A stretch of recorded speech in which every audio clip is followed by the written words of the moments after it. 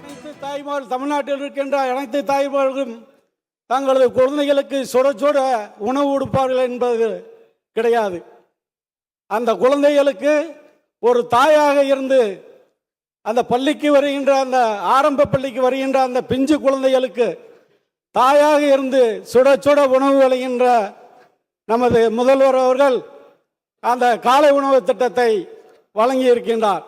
அந்த காலை உணவு திட்டம் வழங்குகின்ற அந்த திட்டம் என்பது எந்த தேர்தலில் ஓட்டு போடுவதற்கு அந்த திட்டத்தை கொண்டு வந்தார் நாம் சற்று சிந்தித்து பார்க்க வேண்டும். முதல்வர் 5000 கொடுத்து விட்டார் 5000 கொடுத்து விட்டார் என்று இந்த அவையிலே கூப்பாடு போட்ட அந்த தலைவர்களெல்லாம் இன்று வரவில்லை. ஆனால் அந்த காலை உணவு திட்டத்தை ஏன் இவர்கள் பாராட்டவில்லை, பாராட்ட மனமில்லை?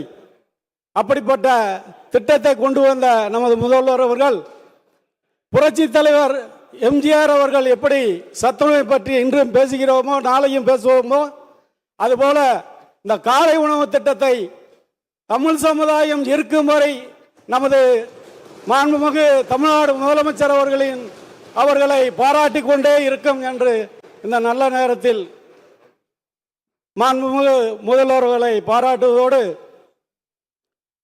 மாண்புமிகு பேரவைத் தலைவர்களே, கடந்த டிசம்பர் மாதம் ஒரு அரசாணை வெளியிடப்பட்டது.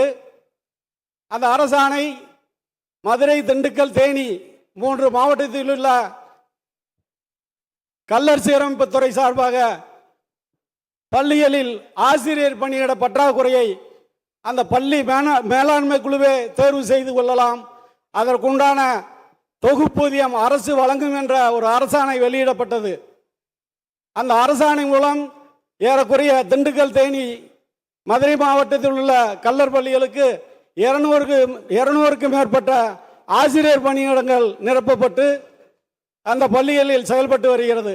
எனவே அந்த பள்ளி மாணவர்கள் சார்பாகவும் எனது தொகுதி மக்களின் சார்பாகவும் நான் மாண்புமிகு முதல்வர் அவர்களுக்கு நன்றியை தெரிவித்துக் கொண்டு, மாண்புமிகு பேரவைத் தலைவர்கள் நாங்கள் எப்பொழுது கைதூக்கினாலும் உடனே எங்களுக்கு அந்த பேசுகின்ற வாய்ப்பை வழங்கிய மாண்புமிகு பேரவைத் தலைவர்களுக்கு எனது தொகுதி மக்களின் சார்பாக நன்றி தெரிவித்துக் கொண்டு, வருகின்ற தேர்தலில் மீண்டும் வெற்றி பெற்று தமிழகத்தின் முதல்வராக நமது மாண்புமிகு தலைவர் மு.க. ஸ்டாலின் அவர்கள் வர வேண்டும் என்று புரட்சி தலைவர் எம்ஜிஆர் ஆசியோடும் புரட்சி தலைவி அம்மா ஆசியோடும் மீண்டும் மீண்டும் வர வேண்டும் என்று இந்த நேரத்தில் நான் அவர்களை வாழ்த்தி எங்கள் அண்ணன் OPS அவர்களின் வாழ்த்துக்களோடு நான் நன்றி கூறி எனது தொகுதி மக்களுக்கு நன்றி கூறி விடைபெறுகிறேன். நன்றி, வணக்கம்.